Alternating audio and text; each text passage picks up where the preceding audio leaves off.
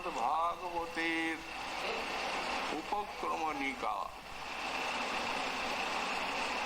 মহামুনি শ্রীপাদ শুকদেব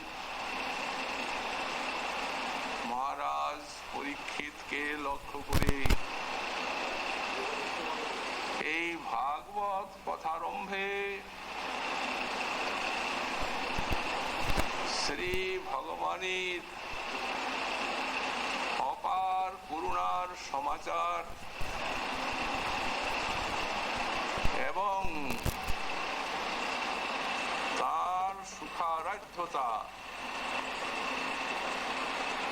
আর ভক্তির মধুরতা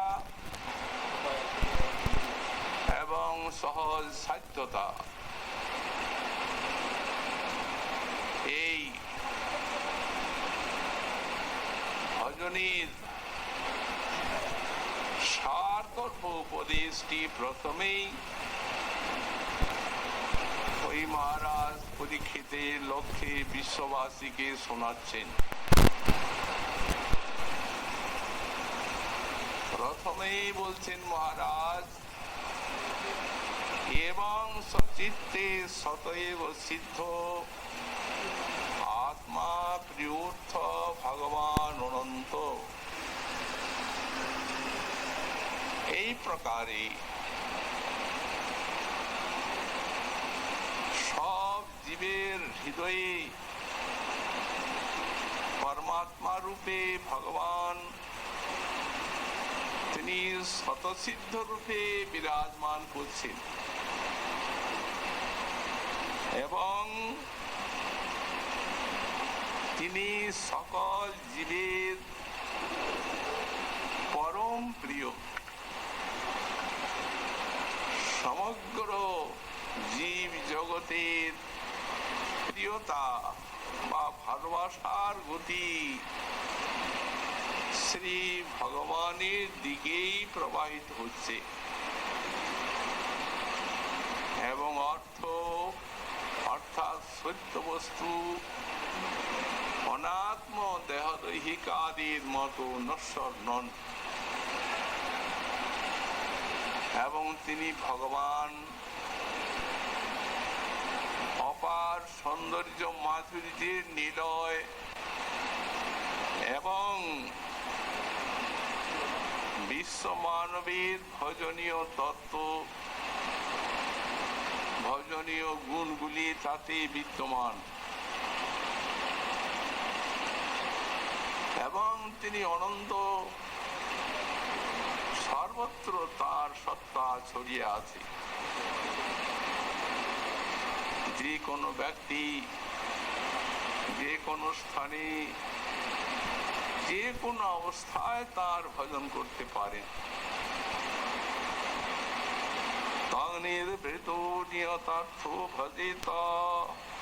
ভক্তির মধুরতা বলছে মহারাজ, তার ভজনটি যে পরম আনন্দময়, অতএব আনন্দিত হয়ে সেই নিশ্চল স্বরূপ ভগবানের উপাসনা করবেন, যার মুখ্য ফলে ভগবানের চরণে প্রেম প্রাপ্তি এবং তার চরণে প্রেম সেবা লাভ আর আনুষঙ্গিক ভাবে সংসার হেতু যে অবিদ্যা, এই অবিদ্যার উপরম। এর অব্যবহিত পূর্ববর্তী শ্লোকে শ্রীপাদ শুকদেব মুনি তিনি বিষয় বৈরাগ্যের কথা বলেছেন। এখানে প্রথমেই দিচ্ছেন এবং,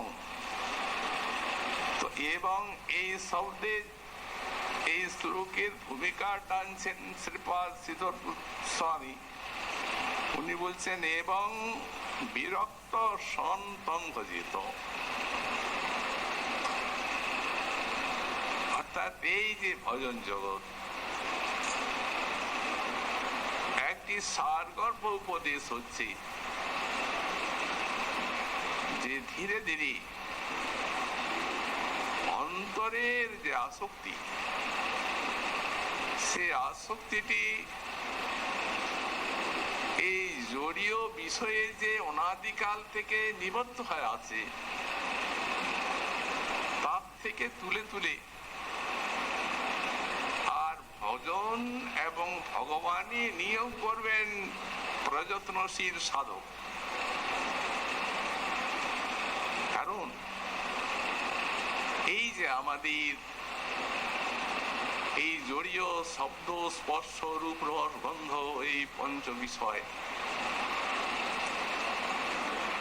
এই বিষয়াসক্তি হচ্ছে এই ভয়ঙ্কর এই সংসার দুঃখের মৌলিক হেতু। এই বিষয়াসক্তি কিভাবে ধীরে ধীরে ওই জীবের এই সংসারে পতন ঘটিয়েছে,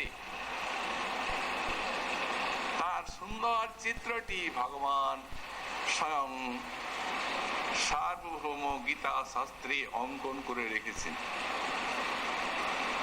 বুঝছেন, হে অর্জুন, শোনো বলি, এই জীবের সংসার বন্ধনের কারণ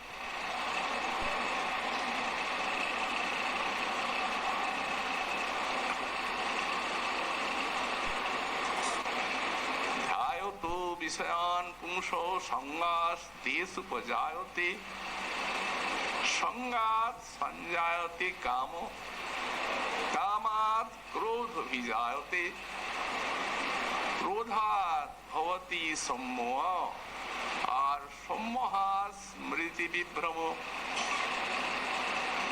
স্মৃতি ভ্রংসাৎ বুদ্ধিনাশো আর বুদ্ধিনাশাৎ প্রণশ্যতি।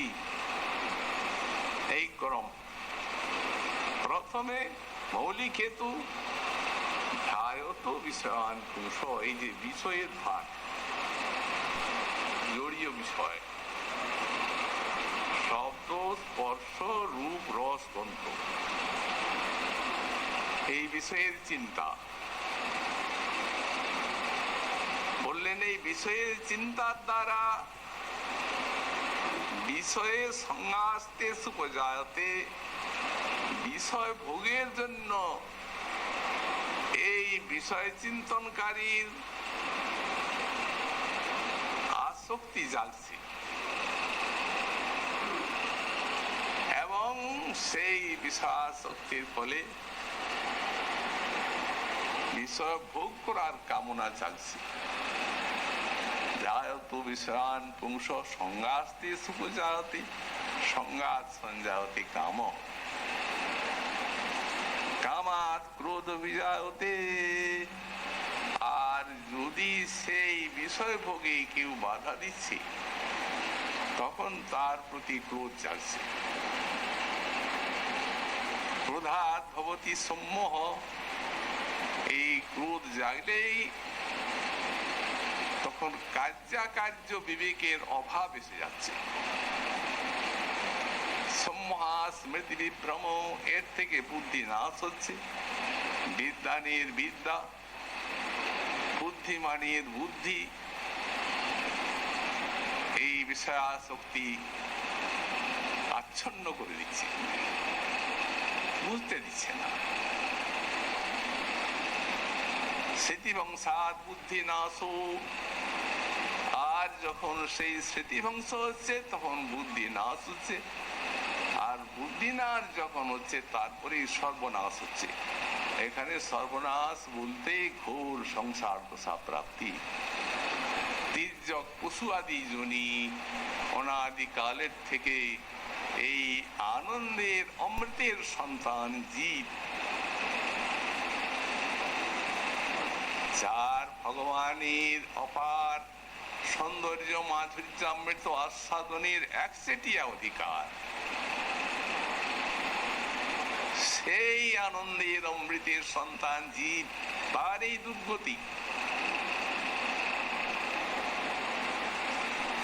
এই জন্যে শ্রীপাদ সুকমণি আগে ওই শ্লোকটি বললেন, ওই বিষয় বৈরাগ্যের শ্লোক।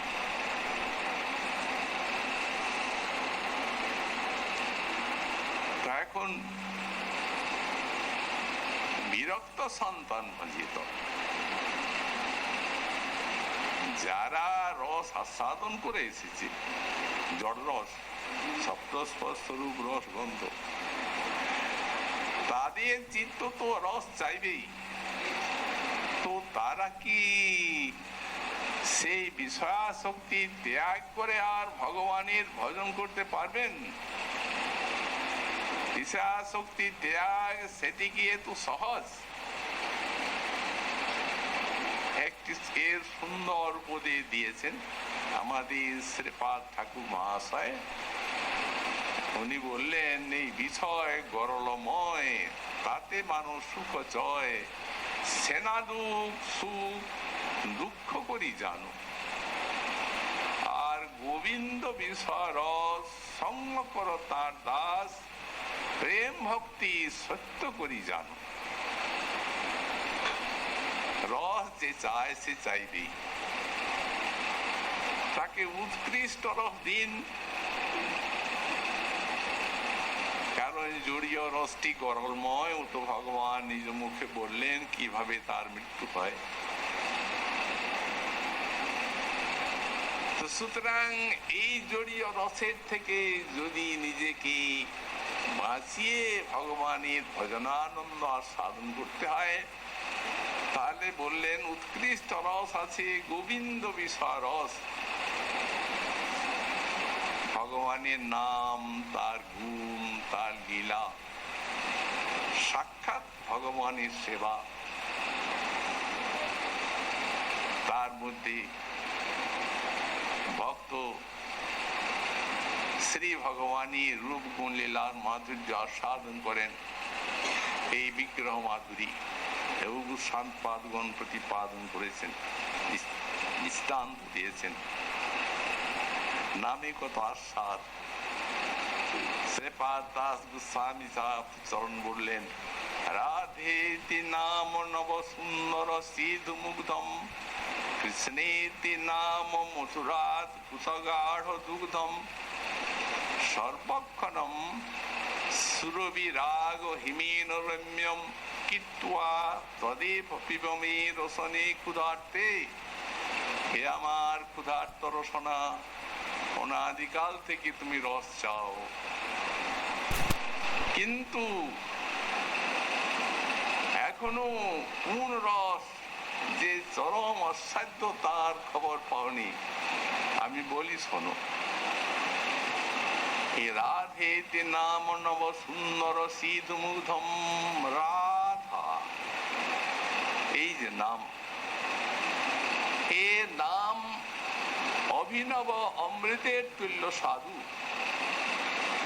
কৃষ্ণেতে নাম মধুরাদ্ভুত গাঢ় দুগ্ধম, ক্রি এবং স্ন এই দুইটি অক্ষর, মধুর অদ্ভুত গাঢ় দুগ্ধ, এই দুটিকে মিশাও, অমৃত আর সেই গাঢ় দুগ্ধ, তার সঙ্গে আর একটা জিনিস দিলে ভালো হয়, সেটি হচ্ছে বরফ। বরফ মিশালে সেই মিষ্টান্নের স্বাদু অনেক বেড়ে যায়। তো তোমার হৃদয়ে যে অনুরাগ, এই অনুরাগ রূপ বরফ ওর সঙ্গে মিশাও, সুরবিরাগ হিমেন রম্যম কীর্ত্বা তদেব পিব, আর এইভাবে এই অমৃত রস পান করতে থাক, নামামৃত রস।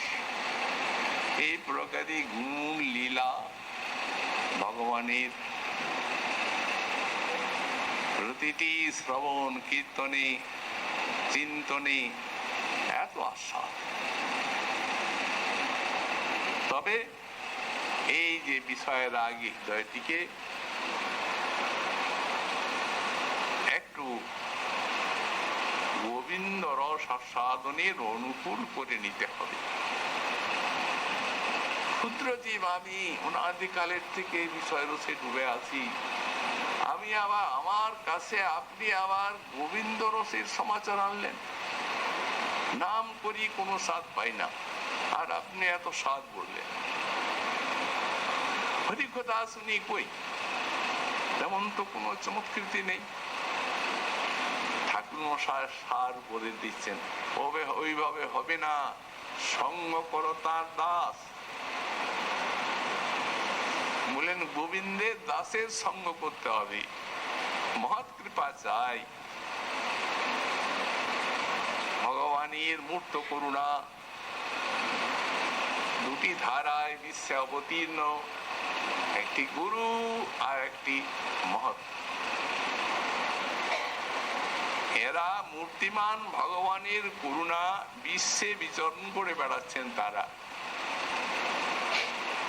এই সাক্ষাৎ করুণার অর্চনাকে বাদ দিয়ে আর আপনি যদি পরোক্ষ করুণার অনুসন্ধান করতে যান, তাহলে তো বিড়ম্বিত হতে হবে। দাসের সঙ্গ করলেই এই বিষয় রাগ হৃদয়ের থেকে বিতরিত হয়ে এই মত কৃপা, মত সঙ্গের ফলে এর গতিমুখ ফিরে যাবে। গোবিন্দ বিষয় রস আস্বাদনের সৌভাগ্য পাবে না আত্মা। তো সুতরাং ভক্ত কর্মী জ্ঞানী যোগীর মতো নন, তার যে উপাস্য ভগবান সে ওই কর্মীর স্বর্গের মতো, যোগীর পরমাত্মার মতো। আর জ্ঞানীর ব্রহ্মের মতো। তিনি নিশ্চুপ নন, চুপ করে নেই। তিনি অনুকূল নন, সহায় করেন না, কারণ সহায়ের শক্তির অভিব্যক্তি সেই স্বরূপে নাই। আর ভক্ত বললেন ভগবানের যখন আপনি উপাসনা করেননি, অনাদিকাল থেকেই বন্ধন দশা প্রাপ্ত হয়েছেন, সেই দিনের থেকে শ্রী ভগবান যাতে আপনাকে ভক্তরূপে পান, এই জন্য তিনি আপনার জন্য সাধনা করছেন। আপনার এই যে কেবল ভগবানের উপাসনার প্রয়োজন আছে তা নয়, ভগবানের অনেক বেশি। আপনি যদি এক পথ এই ভজন রাজ্যে বা ভক্তি পথে উন্নীত হন, তো ভগবান করুণার সোপানে সহস্র পথ আপনার দিকে নেমে আসবেন। মিলনটা ভক্ত এবং ভগবানের এই ধরনীতেই তো হচ্ছে না, ভক্তকে গোলকে যেতে হচ্ছে ভগবানের মিলনের জন্য। এখানেই তো দর্শন পাচ্ছে, সব পথটা তিনি আসছেন নেবে। সেই করুণার সমাচার এই পূর্বার্ধে বলছেন, সচিত্তে সতৈব সিদ্ধ পরমাত্মা রূপে হৃদয়ে বিরাজ করছেন ভগবান সবার হৃদয়ে অনাদিকাল থেকে। এই যে জীবের সঙ্গে তার মহা অভিযান, এই অভিযানের ভিতরে কি নিগূঢ় রহস্য নিহিত আছে। মহাজন বললেন, দেখুন এই অভিযানের ভিতরে আছে আপনাকে ভগবানের চাওয়া, এবং সেই চাওয়াটি অতীব করুণার, যার সন্ধান পেলে আর উপাসক তার ভজন না করে থাকতে পারবেন না।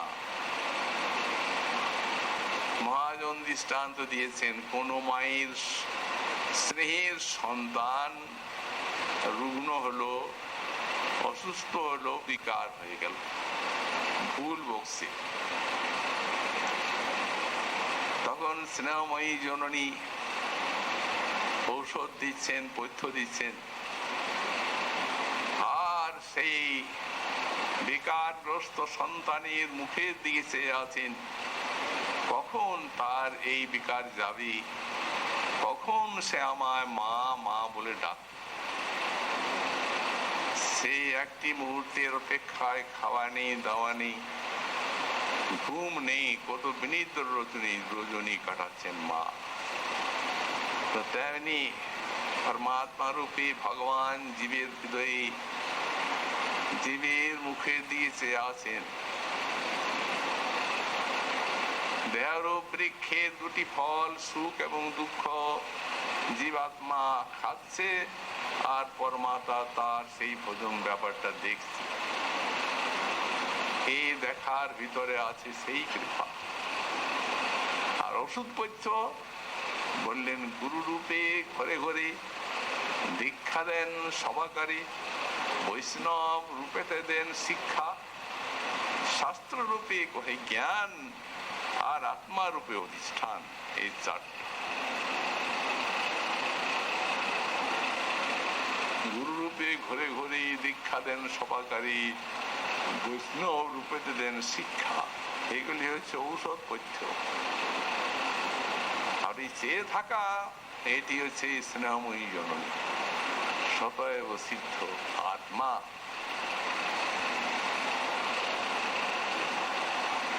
অতএব প্রিয়,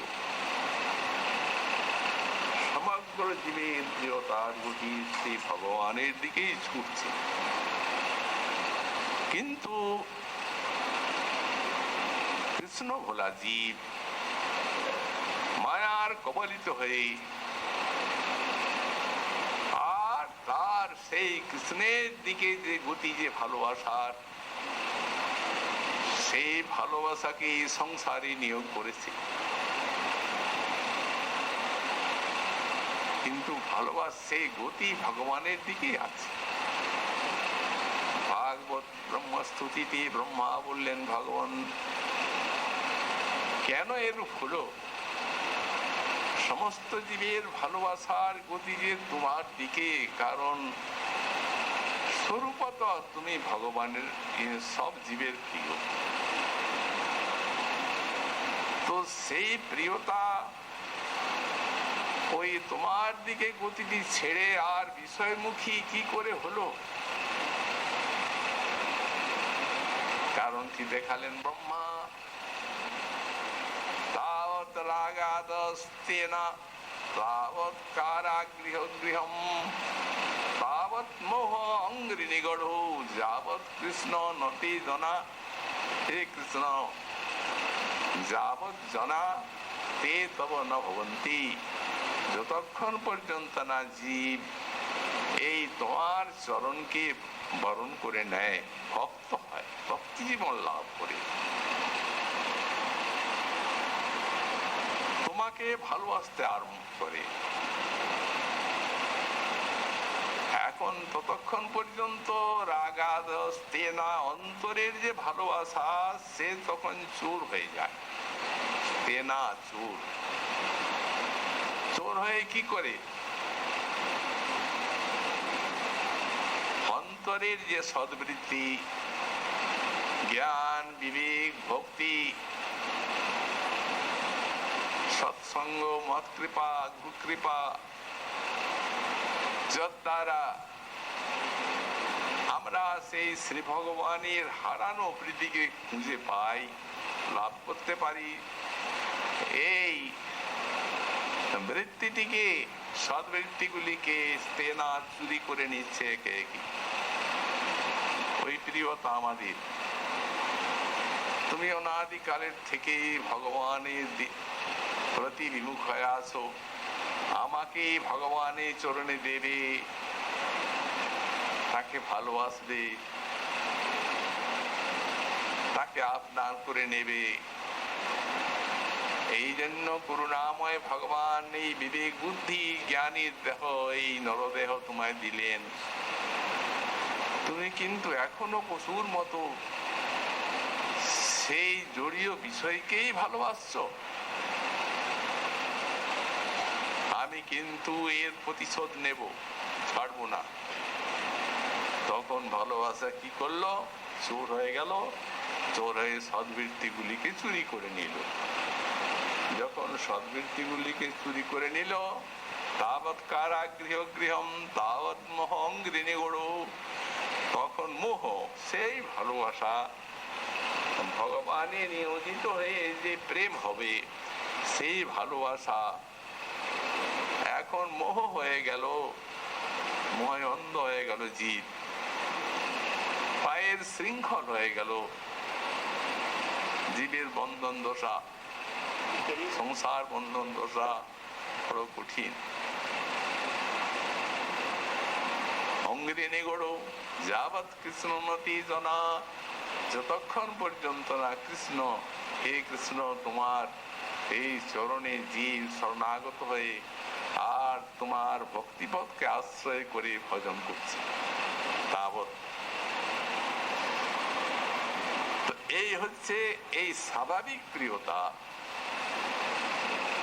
তার গতিটি এই প্রকার বিপর্যয় হয়ে গেছে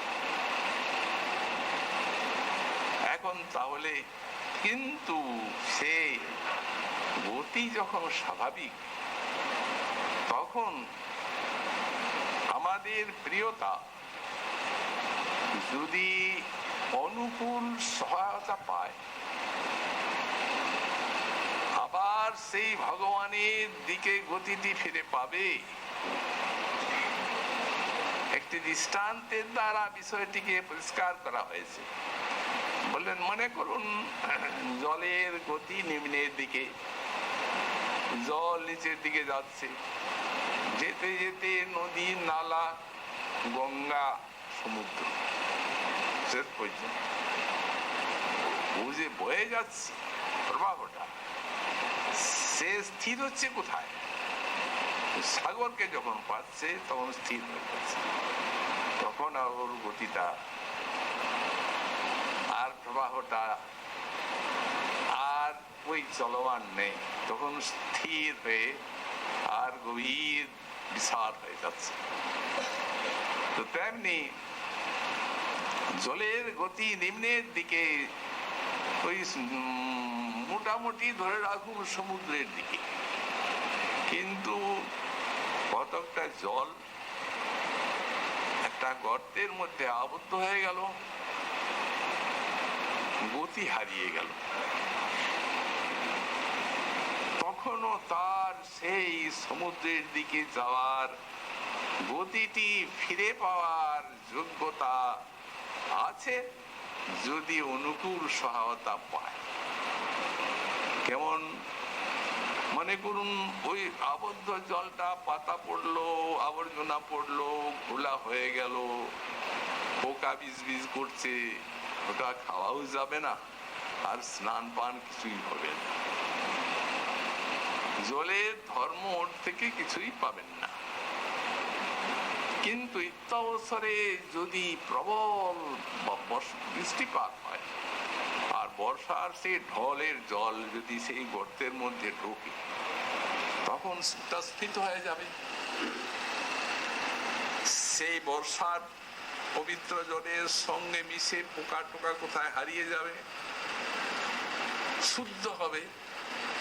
ক্রমে ক্রমে প্রবাহ নদী নালা দিয়ে বইতে বইতে গঙ্গা, আর গঙ্গায় যদি একবার মিশল, ওটির মুখে যদি এই হরিকথার বৃষ্টি হয়, কানের ভিতর দিয়ে যদি হৃদয় ডুবায় ঢুকে সেই ঢল প্রবাহের জল, তাহলে ওই যে কামনা বাসনা বীজ বীজ করছে পোকার মতো, আর এই কাম ক্রোধাদি বাসনায় যে পঙ্কিল হয়ে আছে, সেই জল শুদ্ধ হবে। ওই সব পোকা টোকা কোথায় হারিয়ে যাবে? সেই সৎসঙ্গে হরি কথা, হরি নাম, শ্রবণ কীর্তনাদি ভজন ধারা ওই ধীরে ধীরে তদ্বারা বইতে বইতে ভক্তি গঙ্গায় পড়বে। আর একবার ভক্তি গঙ্গায় যদি পড়েছে, তাহলে ওই কুলু কুলু না দিয়ে চলল ভগবানের দিকে। এই জন্যই তো আমাদের শ্রী কপিল দেব বললেন, শতাং প্রসঙ্গান মম বীর্য সংবিদু ভবন্তি হৃৎকর্ণ রসায়না কথা তুজ্জসনা দাসব বর্গ বর্মণি শ্রদ্ধার অনুরতির ভক্তির অনুক্রমিষ্যতি। শতাং প্রসঙ্গাত, মহতের প্রসঙ্গে যদি আমার যে যে বীর্য সংবিদ মহিমাময় যে আমার মধুর কথা, এই শতাং প্রসঙ্গাত মানে মহতের মুখ নির্গত হলে আরো মধুরাতি মধুর হয়ে যায়। স্বভাবতই তো মধুর হরি কথা। তত্রাপি মহানুভাব মুখা শ্রবণন্তু পরম ভাগ্যাৎ এবং সম্পদ্যতে। এই জন্য মহতের মুখে হরি কথা যদি শোনা যায়, সর্বোপরি সবাসন মহানুভাব মুখা।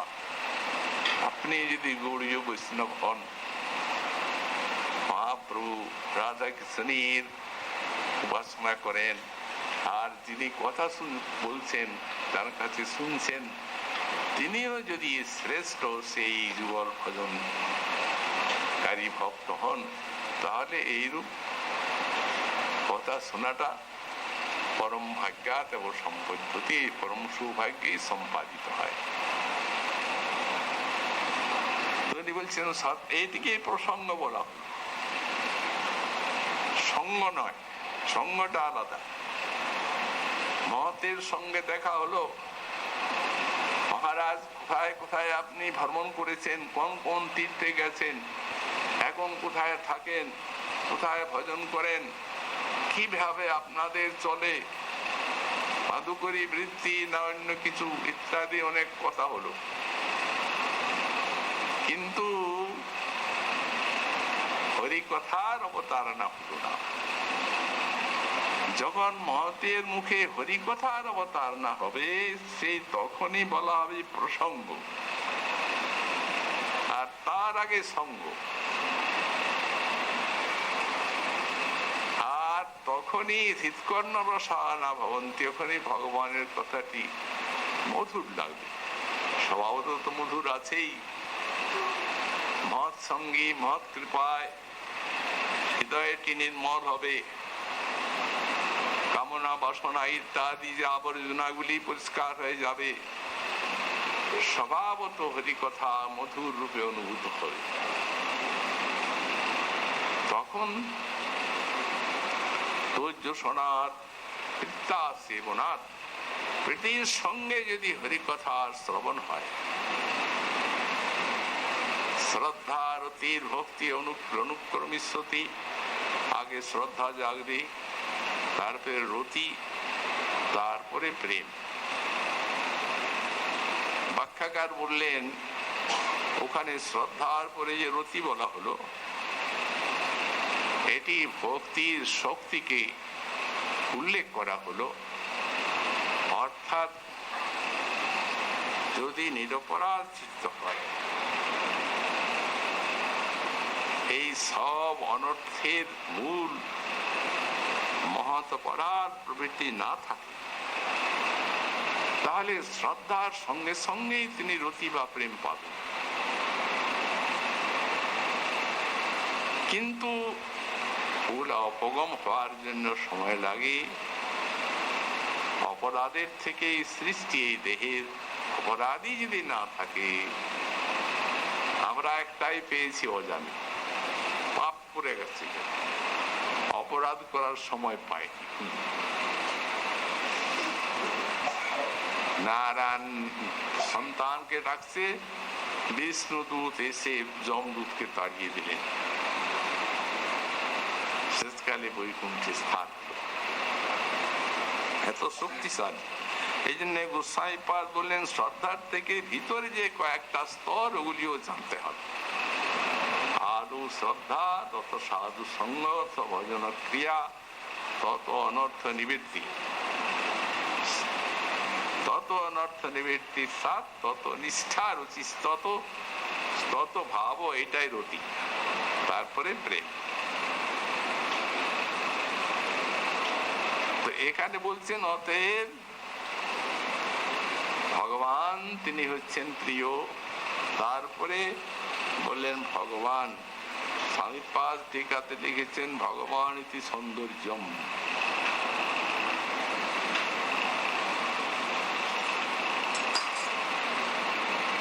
সৌন্দর্যের পিপাসু মানব, তারা সুন্দরকে ভালোবাসতে চায়, সুন্দরকে পেতে চায় এবং এই যে সৌন্দর্য ভালোবাসার নেশা, এই নেশা মানুষের হৃদয়ে রয়েছে চিরকাল। সুন্দরকে ভালোবাসবে, সুন্দরকে পাবে, কিন্তু সেই সৌন্দর্যটি যে কোথায় তা তার জানা নেই। এই সমস্ত সৌন্দর্য নিলয় ওই সত্যম শিবম সুন্দরম শ্রী ভগবানই। হ্যাঁ, মানবীর সৌন্দর্য থাকে যৌবনে, কিন্তু কদিন। মহাপ্রভু বললেন দ্বিত্রিদিনান্যেব যৌবনমিদম ইদং যৌবনম। এই যে যৌবন 2-3 দিনের যৌবন, দেখতে দেখতে উড়ে যাবে কর্পূরের মতো, আর দিনে দিনে পরিণাম প্রাপ্ত হয়ে আর বিকৃত হয়ে যাবে সব। এই সৌন্দর্য কখনোই স্থির নয়।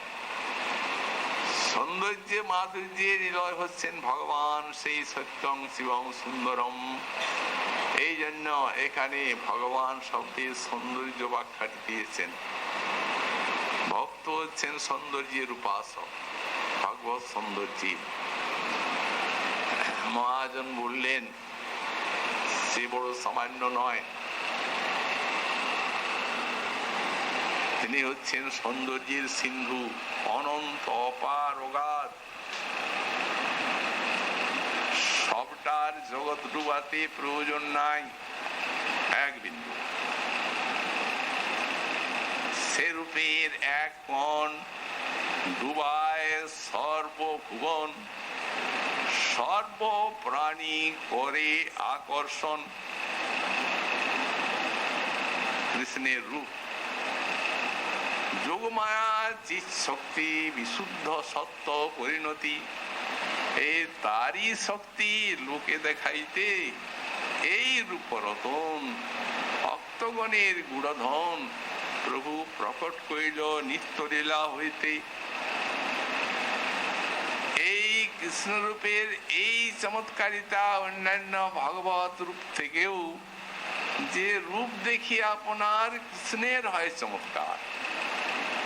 নিজের রূপে নিজে কেউ মোহিত হয় না, শোনা যায় না। কোন জায়গায় তো বর্ণনা থাকতো, কিন্তু কৃষ্ণ রূপটি এমনি মধুরাতি মধুর। তিনি নিজের রূপে নিজেই মুগ্ধ। রূপ দেখি আপনার কৃষ্ণের হয় চমৎকার, আস্বাদিতে মনে উঠে কাম। নিজেকে আস্বাদন করবার জন্য বাসনা জাগলো, আর যে বাসনার ফলস্বরূপ বিশ্বজগৎ মহাপ্রভুকে পেলেন। নিজের রূপ আস্বাদন করবেন এই বাসনা জাগলো, কিন্তু ভগবান যখন আস্বাদন করবেন তখন যে সবার থেকে বেশি আস্বাদন করে এই তার মতোই তো করবেন, কারণ তিনি তো অনন্ত বিভু। তাই ওই মাদনাক্ষ মহাভাবতী রাধা যে কৃষ্ণ মাধুর্য আস্বাদন করেন এই পরাকাষ্ঠা। মহাজন বললেন কৃষ্ণ মাধুর্যস্য প্রেমৈক সাধ্যত্তম যস্য যাবান প্রেমাস তাবানে বাসাদতি নতু সর্বে সমান। সবাই যে কৃষ্ণ সৌন্দর্য মাধুর্য সমান আস্বাদন করবে তা নয়। যার যে পরিমাণ বা যে জাতীয় প্রেম তিনি সেই জাতীয় আস্বাদন করবেন। কিন্তু এই প্রেম দ্বারি নিত্য রাধিকায় কলি আমার মাধুর্যামৃত আস্বাদে সকলি, সবটা কেউ পারে না। যার এক বিন্দুতে সারা জগৎ ডুবাচ্ছে, তার সবটা নাচে একজন। যিনি তার মাদনাক্ষ ভাবের দ্বারা আমার সব মাধুরী আস্বাদন করেন তিনি শ্রীমতী রাধারানী। এই প্রেম দ্বারে নিত্য রাধিকায় কলি আমার মাধুর্যামৃত আস্বাদে সকলি। অতএব এই রাধা ভাব লইয়া তার বর্ণ এই 3 বাঞ্ছা আস্বাদিতে হব অতীর্ণ। এই গৌরাঙ্গ এলে এই জন্য বলছেন তিনি হচ্ছেন ভগবান কি সৌন্দর্যম। এই শব্দের একটা ব্যাখ্যা এখানে ভগবান শব্দের করেছেন ভগবান ইতি ভজনীয় গুণশ্চ। আবার তার মধ্যে আছে ভজনীয় গুণ। ভজন তো তাকেই করতে হবে। আছেন তো অনেক দেবী, করেনও অনেকে, কিন্তু সবই তো সেই কামনা বাসনা। পুত্রং দেহি, ধনং দেহি, দিশো জহি, এইসব সে তো আরো বন্ধন। তো সুতরাং উপাসনা গুণ, ভগবানকে উপাসনা করতে হবে কেন, ভজন করতে হবে কেন বললেন, তার সেই রূপ ভজনীয় গুণ আছে। সেই গুণগুলি আমরা শুনতে পারি কি? হ্যাঁ, ভাগবত আমাদের সবই জানিয়ে রেখেছেন। মহাশয় যখন স্তুতি করছেন তখন গুণগুলি উল্লেখ করেছেন।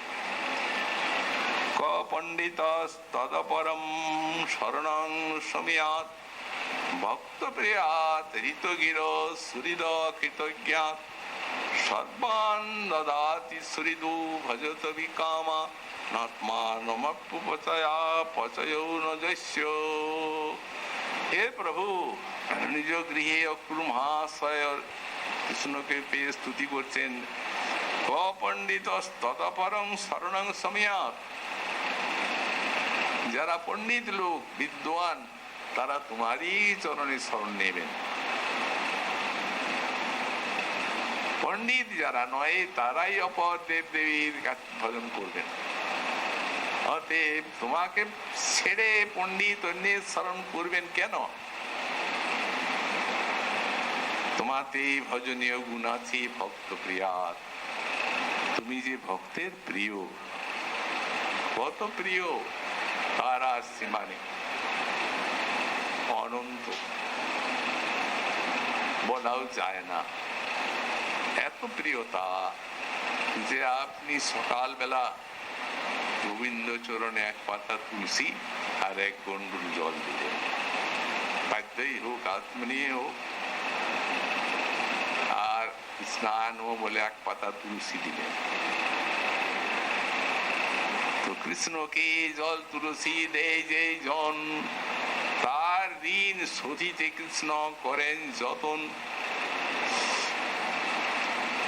তিনি এতই বড় কৃতজ্ঞ যে যারা 1 পাতা তুলসী 1 গন্ডুল জল দিলেন, তার ঋণ শোধ করবার জন্য কৃষ্ণ চেষ্টা করতে লাগলেন।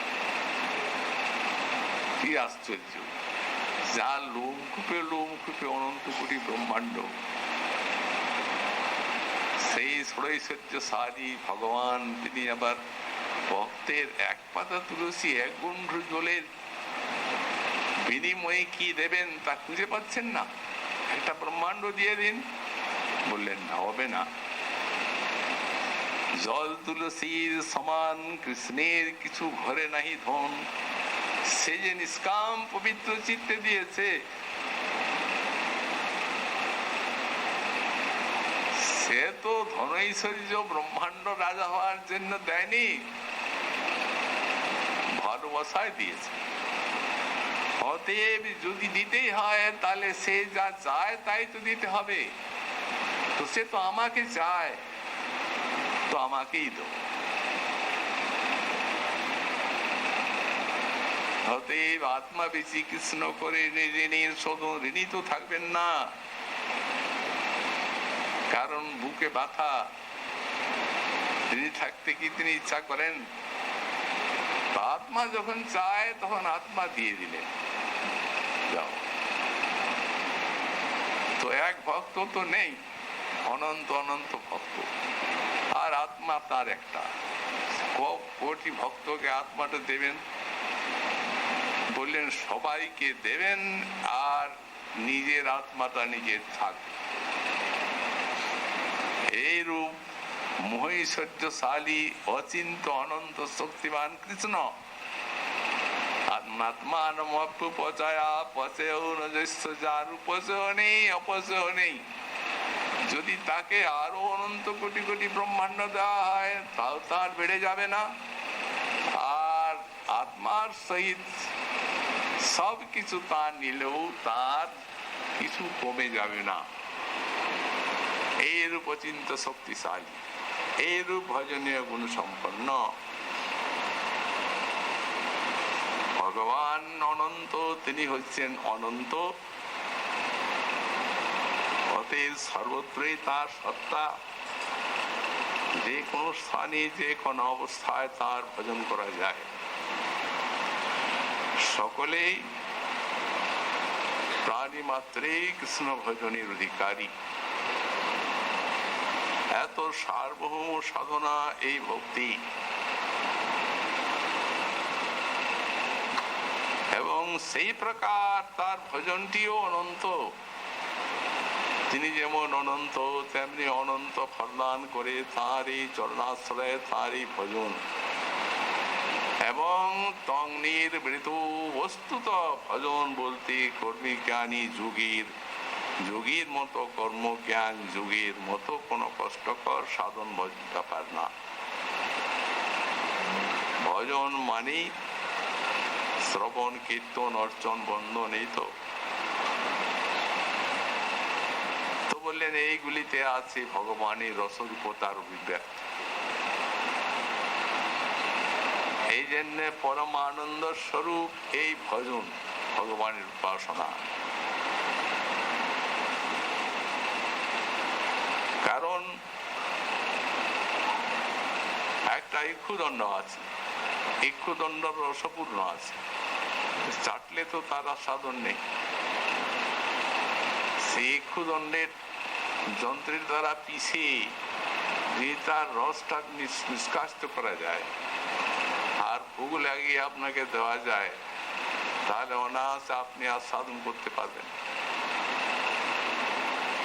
তো সেই প্রকার ভগবান যে আনন্দময় রসময়, যাকে শ্রুতি রসবৈষ আনন্দং ব্রহ্ম আনন্দ ব্রহ্মীতি বেজনাথ ইত্যাদি ভাষায় ব্যক্ত করেছেন, এই নাম রূপ গুণ লীলা রূপে সেই রসরূপ তার অভিব্যক্তি আছে।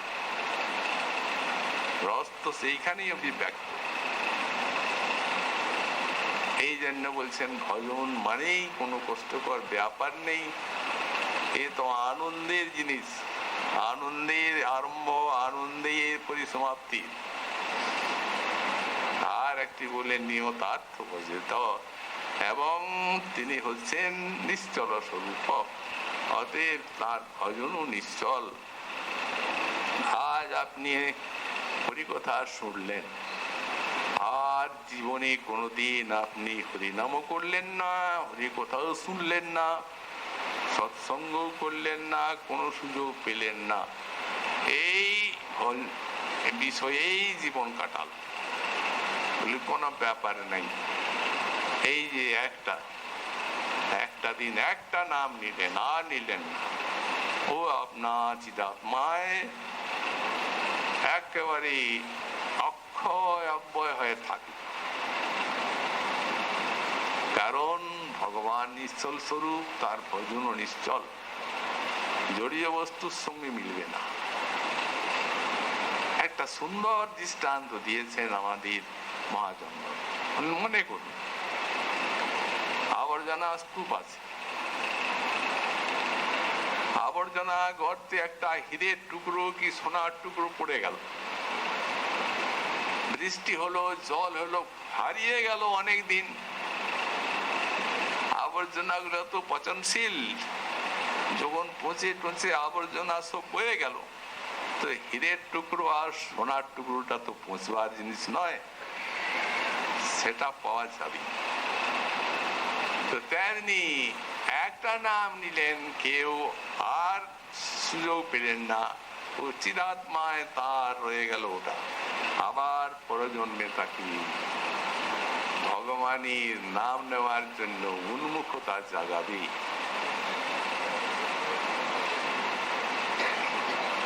তারপরে শ্রীমদ্ ভাগবত একটি অপূর্ব কথা বলেছেন, বললেন এই যে সূর্য উঠছে আর ডুবছে এই আয়ুকে হরণ করে নিচ্ছে। আজ একদিন গেল, আমরা বুঝতে পারছি না। আজ যে আমার যে হিসেবের আয়ু তার থেকে একদিন গেল, তা বুঝার ক্ষমতা নেই, বুঝতে দেয় না। মায়া অমর হয়ে আছে, চোখের সামনে মরে মরে যাচ্ছে মানুষ, কিন্তু নিজে যে কাজ করছে এই কাজের অনুরূপ বোঝা যাচ্ছে সে নিজেকে কোনোদিন মরবে বলে মনে করছে না। যদি করতো তাহলে সেই রূপ কাজ করতো, তা তো করে না। তো এখানে ভাগবত বলছেন তৈশ্বর্তে যৎক্ষণি তো উত্তম শ্লোক বার্তয়া, বললেন একজনের রাহুকে হরণ করছে না, কিন্তু সূর্য দিয়ে রীতে বর্জয়িত্বা সে কে, বললেন যৎ যেন ক্ষণ বিনীত উত্তম শ্লোক বার্তয়া, এই ভগবানের কথাতে যিনি এক ক্ষণকাল অতিবাহিত করেছেন তার আও সূর্য হরণ করছে না। তাহলে কি করে বুঝবো? আপনি বলছেন এক ক্ষণকাল কৃষ্ণ কথা শুনলো, তার আউকে হরণ করলো না, কিন্তু আমরা তো দেখছি সারা জীবন হরি কথা নিয়ে আছে, তারাও মরছে। তো আবু যে হরণ করছে না তার প্রমাণটা তো দেবেন। শ্রীজীব গোস্বামী সুন্দর ব্যাখ্যা করলেন, তাও তৈব সর্বসাফল্য ইতি ভাব। বললেন যখন আপনি একদিন ভাগবতী কথা শুনলেন, এমন একটা আস্বাদন আপনার হৃদয়ে পরশ দিয়ে গেল যে আর আপনি এই ভাগবতী কথা শ্রবণ কীর্তন, নাম কীর্তন, যা উপদেশ আপনি পেলেন সেইগুলি অবলম্বন ছাড়া থাকতে পারবেন না। এমন শক্তি ভাগবতী কথার মধ্যে আছে। অতএব দেখতে দেখতে ধীরে ধীরে সারা জীবনটিকে আপনার ভজনময় করে তুলবে ওই ঘন্টা। ধীরে ধীরে সারা জীবন ভজনময় হয়ে গেল। আর আপনি বলছেন যারা সারা জীবন ভজন করছেন তারাও তো মরছেন। হ্যাঁ, মরণে মরণে ভেদ আছে। একটা দৃষ্টান্ত দেওয়া হয়েছে, বিড়াল যখন ইঁদুরকে কামড় মারে তখন তাকে খেয়ে ফেলে, হাড় ভেঙে খেয়ে ফেলে। আর সেই বিড়াল শীতকালের দিনে দেখবেন বাচ্চাগুলোকে সন্ধ্যার পরে ওই কামড় দিয়ে ঘাড়ে আর উনুনের কাছে ভালো গরম জায়গায় রাখে যাতে আরামে ঘুমায়। কামড়টা তো একই আর দাঁতও একই। তেমনি অভক্তও মরছে, ভক্তও মরছে, মৃত্যুটা একই রকম।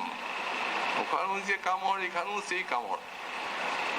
কিন্তু অভক্ত সংসারী বিষয়ীকে সেই মৃত্যু চরম দুঃখ দিয়ে সেই ইঁদুর ধরার মতো নরকে ফেলে দিচ্ছে, আর ভক্তকে কাল ভগবানের একটা স্বরূপ, কালস্ত চেষ্টা মাহু চেষ্টতেই যেন বিশ্বম। এই ভাগবতের কথা, কাল ভগবানের একটি চেষ্টা যা বিশ্বকে শ্রেষ্ঠতে পরিণমতে, যা জগতে পরিণাম আনয়ন করছে। তো সুতরাং সেই বিড়ালের মতো ভক্তকে স্নেহের কামড় দিয়ে কোনো দুঃখ না দিয়ে আর ভগবানের চরণে পৌঁছে দিচ্ছে, যাও সেবা নিয়ে থাকো চিরকাল। এই জন্য বলছেন নিয়তার্থ। অতএব মুখ্য ফলই হচ্ছে ভগবত পাদ তুমি প্রেম সেবা লাভ। আর সুকমণি বললেন সংসার হেতু পরমাশ্চ যত্র। আর এই সংসার দুঃখ যেটা যেটা আমরা বললাম প্রথমেই, সেই সংসার দুঃখটি ভজনের বা ভক্তির মুখ্য ফল নয়। এটা চকারের আপনি আপনি উপশম প্রাপ্ত হয়ে যায়। আনুষঙ্গিক ভাবে। আর এই যে চকারটা আছে শ্রীজি ব্যাখ্যা করেছেন, যেটা ব্যাখ্যা আমরা করলাম সেটি পুরো স্বামীপাদ। শ্রীজীব এখানে কোনো নিজে ব্যাখ্যা করেননি, এই চকারটার কিন্তু ব্যাখ্যা করেছেন। চকারাত তৎপ্রাপ্তির জ্ঞা, আনুষঙ্গিক ভাবে সংসার নাশ। আর এই সুকমণি যে চকারটি দিয়েছেন, বলছেন এর অর্থ হচ্ছে ভগবত প্রাপ্তি জ্ঞা, ভজনের মুখ্য ফল ভগবত প্রাপ্তি। ওই ভগবত প্রাপ্তি তার ঘটে, আর আনুষঙ্গিক ভাবে এই সংসার নাশ হয়ে যায়, সংসার বাসনা। এই রূপে ভাগবতীর পক্রমে শ্রীপাদ সুখদেব মুনি মহারাজ পরীক্ষিতের লক্ষ্যে সারা বিশ্ব মানবকে এই অমূল্য উপদেশ দান করলেন। এইরূপ শ্লোক কমই পাওয়া যায়, সবটা এখানে সার উপদেশটি দিয়েছেন। আর সেই প্রকারে ভাগবতীর আদি ব্যাখ্যাকার মহাপ্রভু বললেন স্বামীপাদের অনুগত হয়েই টিকা করতে হবে। কারণ ভগবান জানেন ভাগবতের অর্থ,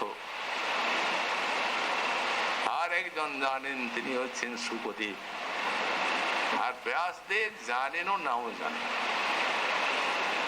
কারণ শুকদেব তো বিচার করেছেন, বলেছেন, তো পরিবেশন করেছেন। আর ব্যাসদেব তো কলম চালিয়ে গেছেন, ভাগবতী কথা বেরিয়ে গেছে। কিন্তু একজন সবই জানেন, তিনি কে বললেন? তিনি সুদর্শন। অহং বেদমি শুক বেত্তি ব্যাস বেত্তি ন বেত্তি বা সিদ্ধর্ষামি সর্বং বেত্তি শ্রী নৃসিংহ প্রসাদাৎ। নৃসিংহ প্রসাদ কি এমনি, সিদ্ধর্ষামি সবই জানেন। এই জন্য মহাপ্রভু বললেন সিদ্ধরানুগত করো ভাগবত ব্যাখ্যান, আর অভিমান ছাড়ি ভজ কৃষ্ণ ভগবান। অভিমান ছেড়ে শ্রীকৃষ্ণের ভজন, আর সিদ্ধরানুগত ভাগবতের সাধন। এই মহাপ্রভু সার উপদেশ, যাতে আমরা এই শ্রীপাদ সুখদেব মুনির এই সার উপদেশ হৃদয়ে ধারণ করে গৌর গোবিন্দের কৃপাতে ভজন জীবন লাভ করতে পারি, সেই প্রার্থনা জানিয়ে আজকার ভাগবতী কথা এখানেই সমাপ্ত করলাম।